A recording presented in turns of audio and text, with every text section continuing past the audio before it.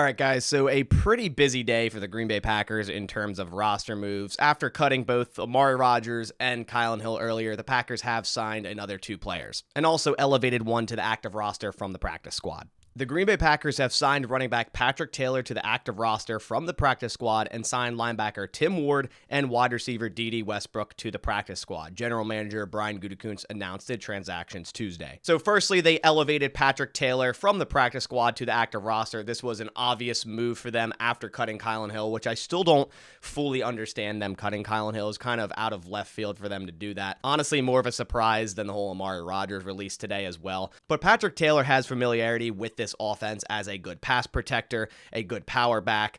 He's been pretty decent whenever he's had to come into the offense and run the ball or block as a running back. So this does make sense for the Packers to elevate him. I do like Tyler Goodson more, but I get why they would use Patrick Taylor. He has more experience on special teams, and as I said, as a pass blocker, if they need to bring him in, if A.J. Dillon needs a breather, or Aaron Jones needs a breather, if they need to bring him in to, pass protect on third down or whatever it may be. But he probably won't get many offensive snaps to begin with, and this is likely a special teams move, and just to have a third running back on the roster just in case. Plus, Taylor has already played in 7 games for the Packers this year, where he usually gets right around 30 to 40% snaps of special team snaps. Now, as for the Dede Westbrook signing, albeit just to the practice squad, this one definitely intrigues me. He intrigues me as a player on offense and also primarily as a returner on special teams. So they're kind of making corresponding moves today with, cutting Kylin Hill and activating Patrick Taylor, cutting Amari Rodgers and signing Dede Westbrook to the practice squad. He's still just about to turn 29, so he's still kind of young.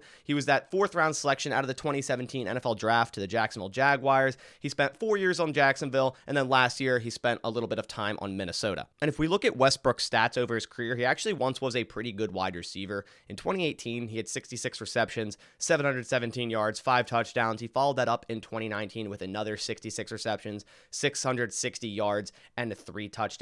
In 2020, he only played in 2 games, so he's injured in 2020. And then last year when he joined the Minnesota Vikings, he did play in 15 games, but wasn't really used as a wide receiver, more so on special teams. He had 10 receptions for 68 yards. And then speaking of special teams, we see here on this chart, mainly a punt returner over his career. Now, he has returned 7 kicks for 126 yards in his career, but I think the Packers primarily signed him here for the potential on offense, but mainly for a punt returner. Obviously, losing Amari Rodgers, who has been their punt returner for a year and a half now.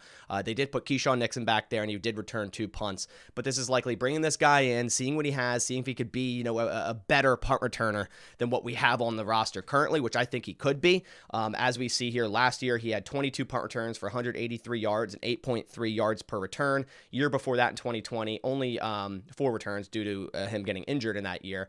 But as we see, 2019, he had 23 returns for 132 yards, not too great, a 5.7 average. But the year before that, he had 19 returns, 266 yards, and 1 touchdown, and a whopping 14 yards per return. So Westbrook has been a good punt returner in this league. So the Packers taking a flyer on him, just signing him to the practice squad, seeing what he has in practice. I think that's a low risk, high reward type of situation for a punt return unit that has been absolutely awful for the last year and a half. Now, I'd be shocked to see him go out there and return punts this Thursday on such a short week, just getting into the building today. It likely will be someone like Keyshawn Nixon or Randall Cobb if he does indeed get activated. But who knows? We could see him. It is punt return, so he could go out there and start returning punts as early as this Thursday. We'll see exactly what happens because the Packers could elevate him for game day, even though he's only on the practice squad now. And as for the linebacker, they signed Tim Ward. He actually is an edge rusher, and it says here, Ward, 6'6", 255 pounds, is a third-year player out of Old Dominion University that was originally signed by the Kansas City Chiefs as an undrafted free agent in 2019. He started the only game he played for the Chiefs in his 2 seasons in Kansas City.